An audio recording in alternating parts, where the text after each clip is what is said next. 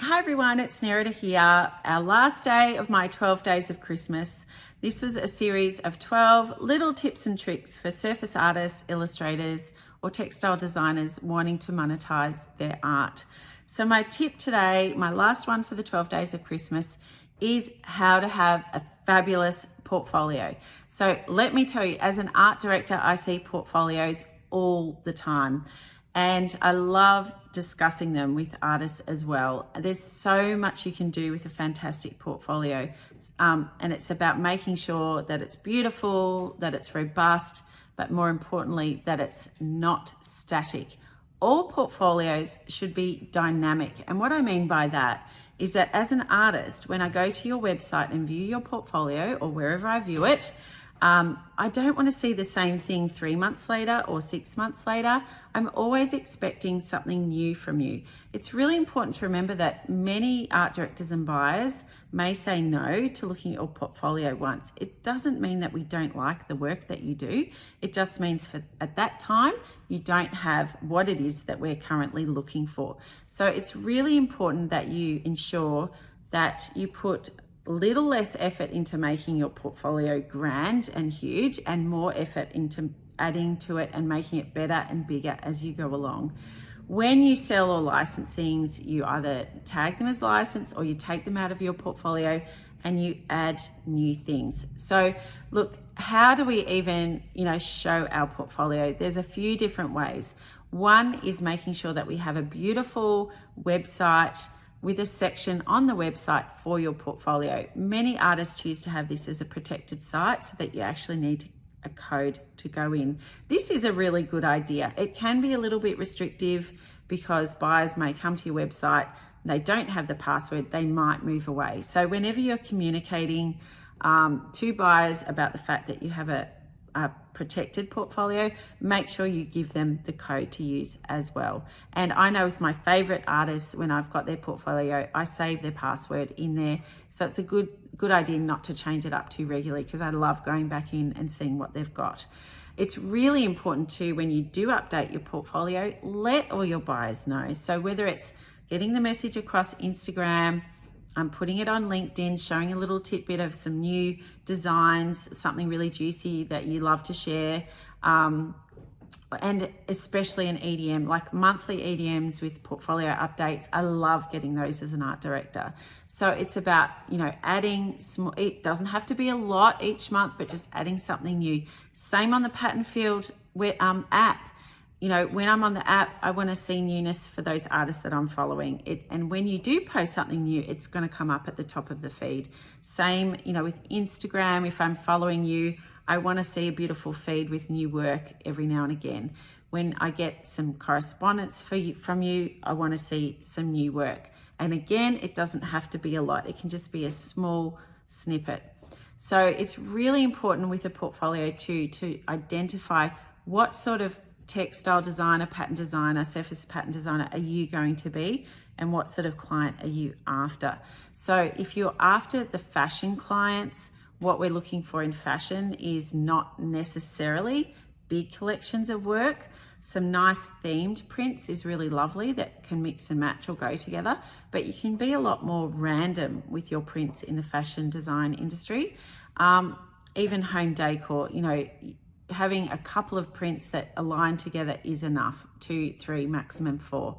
If you're going for fabric industry, not necessarily packaging, but stationery, fabric, anything where you may need a whole collection, it's really important to compose beautiful collections and display those in your portfolio all together. It's a great idea also to use mock-ups or imagery that show those patterns in context, and consider the scale of the pattern on that mock-up. Is it really big for home decor? Is it smaller for children's wear? What is the scale? Maybe offer a couple of different color palettes. And this is a really useful way to really, bump up your portfolio. create a beautiful collection with 6 or 7 prints, and then literally switch the color palette out. I always love to see portfolios that have a very feminine color palette and a masculine color palette, because depending on the type of product I'm developing, it gives me options. So when it's just all feminine, if I'm buying for more masculine or gender neutral products, it may not appeal as much. So consider offering different colorways across complete collections.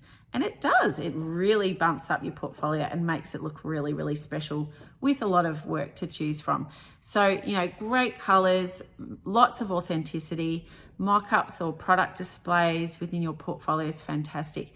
And then reflecting those images on your social media and your Instagram reel, on your Pinterest boards, you can create some real excitement around your brand by getting those images out to the marketplace. And perhaps you won't share the full yardage, but you'll share a snippet of that yardage on a product mock-up.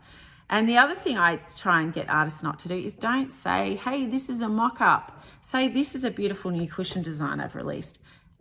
I tell you what, not many people know that mock-ups even exist. So if you show a beautiful cushion with a beautiful design, just tell people it's a new product that you've developed and it's ready for licensing. No need to mention the word mock-up. I mean, you can if you want to, but I just find most of them look so real and so beautiful, there's no need, and it just gives your brand a lot more integrity. So just think about, how you're presenting yourself and your portfolio on your website and then across all your social media channels as well. First and foremost, make your portfolio look really different from everyone else's. What is the beautiful essence of your art that you bring to your designs, and make sure that's reflected in the presentation of your portfolio as well. And then if you listen to one of the earlier 12 Days of Christmas sessions, I would have talked about color too. So if you are building collections in your portfolio, it's a really good idea to actually use what I'm calling my color pyramid. Just like a food pyramid, you have complexity of color on some designs, and then you might simplify the colors so that you, in a collection, you have designs with 6 or 8 colors, maybe up to 12. You have some with 3 or 4, and then maybe just some with 1 or 2 colors. Really simple. Also using tones and textures instead of color is a really good idea and way to bump up your portfolio too when you're building collections. So I hope that was useful.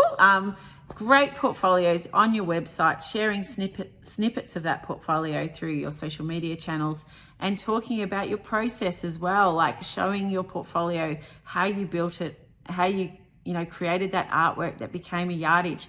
That's an awesome way to share your portfolio and get buyers and art directors really coming to look at what you've got for them to offer. So love to see also original work in portfolios too. So not just digitizing work all the time. If you're a digital artist, explore more, be more free with your designs. Don't think about the yardage that's going to be at the end. Think about the art and the beauty of what you can just naturally spit out onto that, Wacom or on the iPad or your desktop. Just create.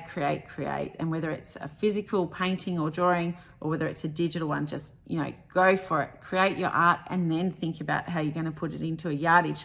That's how you get this beautiful kind of fabric that we do. And more artists, art directors and buyers are looking for something really unique. So focus down on your art, what makes you special, and then present it as beautifully as you can. Always adding monthly will make sure that buyers and art directors always want to see what you have to offer. So good luck, and I hope you all have a very successful 2022. I hope you've enjoyed my 12 Days of Christmas, and Merry Christmas, everyone. I hope you drink lots, enjoy time with family and friends. Thanks for tuning in to these 12 days, and I will speak to you early in the new year.